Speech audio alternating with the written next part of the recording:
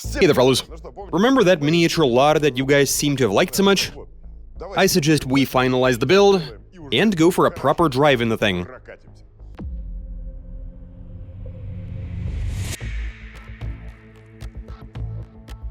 Now, before it goes into the paint booth, we need to fix that which was working poorly. And what was working poorly before? The transmission, of course. Specifically, we were going through clutches. They weren't working for us. I think you all know what this is. It's a Variator, of the simplest and most reliable type. It can manage up to 40 horsepower with no trouble at all. We've only got 17, and with this being a Variator, we'll have power and speed on our side, which is quite important. But let's get this installed, and I expect it to work perfectly. Let's go.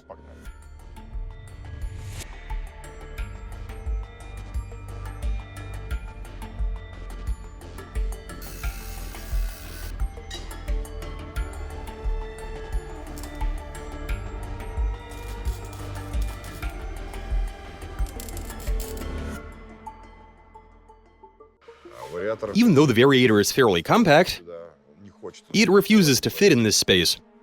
We have run into some serious difficulties.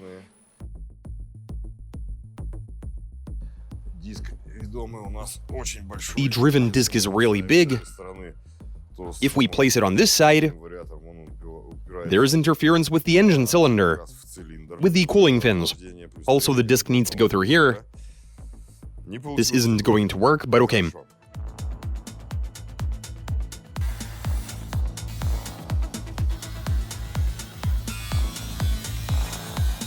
The Variator is like twice the size. It's about as big as the engine.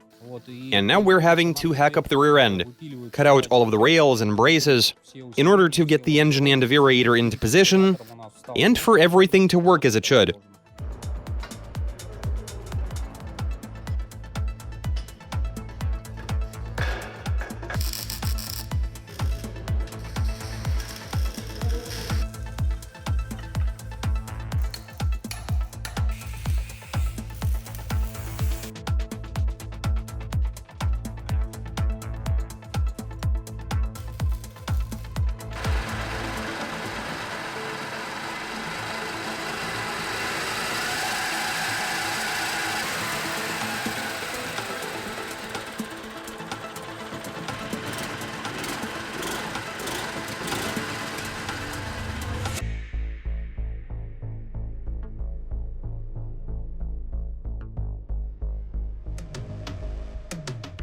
So after that first test drive, we've identified a few issues.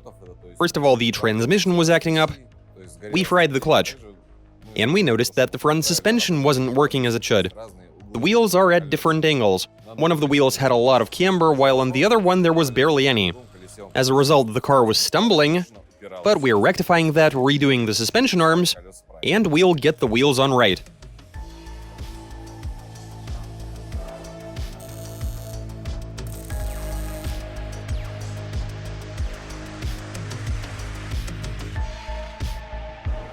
Turns out it's really hard to fit a steering wheel to a custom-built car, when all you're working with is Lada parts.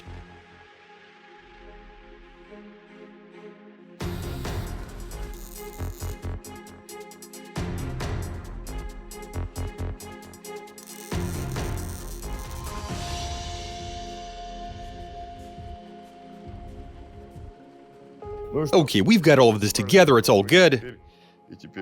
And so now we are rubbing the body down, so that from there we can cover it in bog, sand everything down, and make it nice and even before we spray on some paint. Okay, let's do some prep and give it a paint job.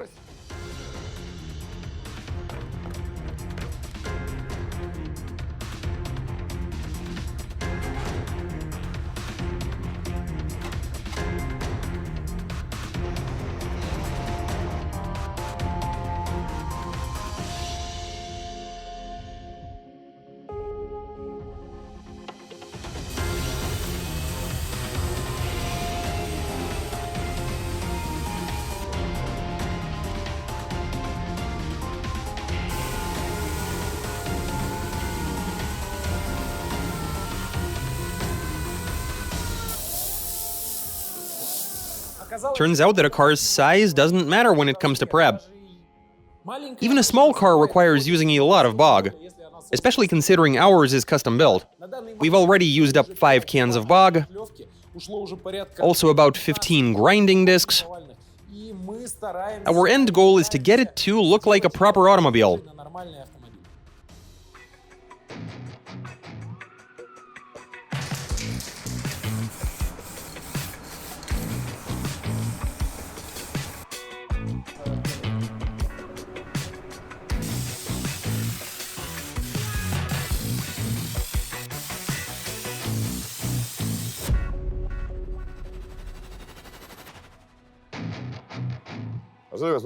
Check this out, guys.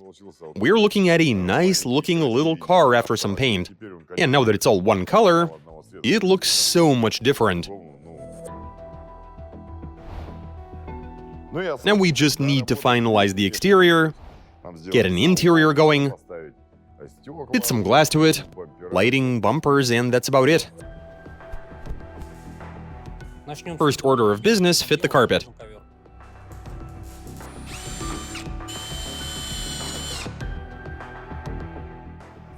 Now we start installing glass. We're going to be making it ourselves out of polycarbonate that is 2 millimeters thick.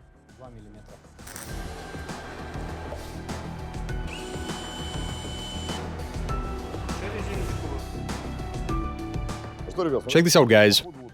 As we've been fitting all of the trim, the glass and all of that, the exterior is transforming. It's becoming nice. We've got the lights, the bumpers, the fine sort of details that define the look of the car. Thanks to them, this is starting to look sick.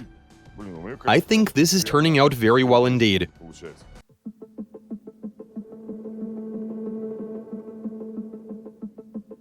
Check this out, guys. Just like I said, details are crucial. But now we get to the most important part of all of this, which is the road testing. Let's head out.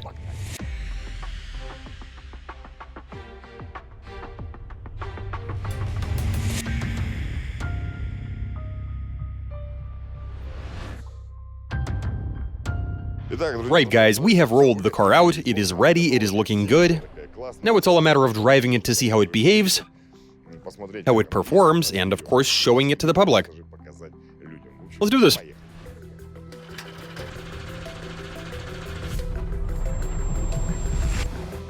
What a neat little car.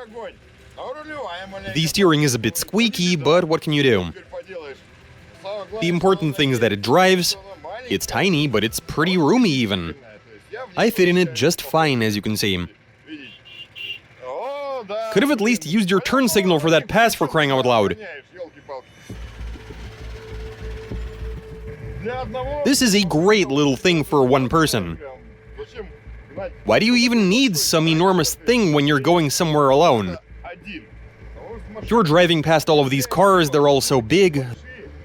They're enormous. And here you are driving along with your little plaything. This is actually a bit unnerving.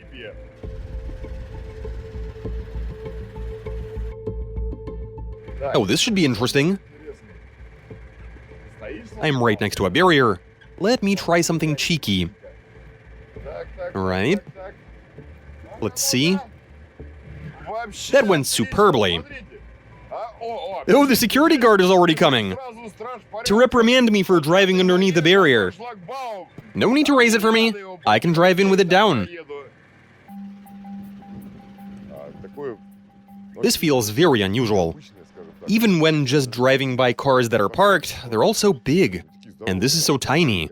Also, I just drove under that barrier. This is so cool. I enjoyed that. Okay, let's keep right on going. We have a gas station. Why don't we stop at this gas station? There we go.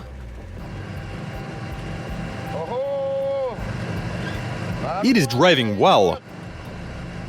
Very nice. The good thing is that this sort of engine won't consume a lot of fuel. It's pretty much like a tiller engine we're running back there. One that sips on gasoline. You feel like you're some kind of race car driver. Right then. Red light. Time to stop. Terrific. Can't see the light though. Roof line is too low. Should have made a glass roof.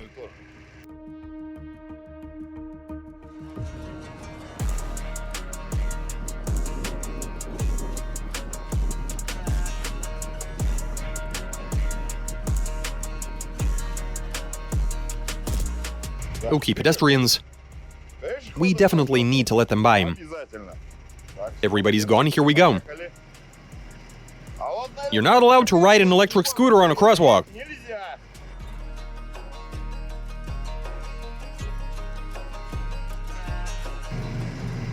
It's actually not all that bad. The thing drives, everything is good. If the pavement were a bit smoother, this wouldn't be shaking around as much, and this would have been just perfect. But what about acceleration?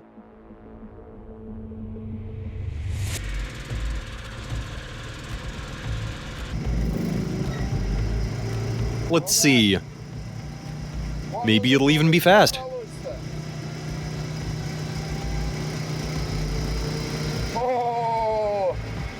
It got up to 40 easily. So look here.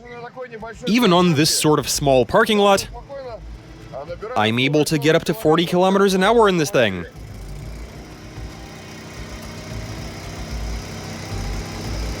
There we go, 40. 45, not bad. This thing has got loads of potential.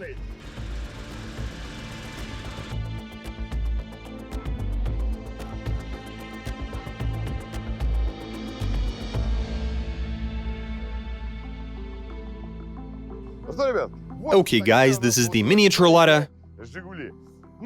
Right here we've got a regular-sized Lada. And we have the enormous super-sized Lada, the trifecta. You'll find out very soon what we've got in store for you next. Make sure to sub if you don't want to miss that. Okay, catch you later.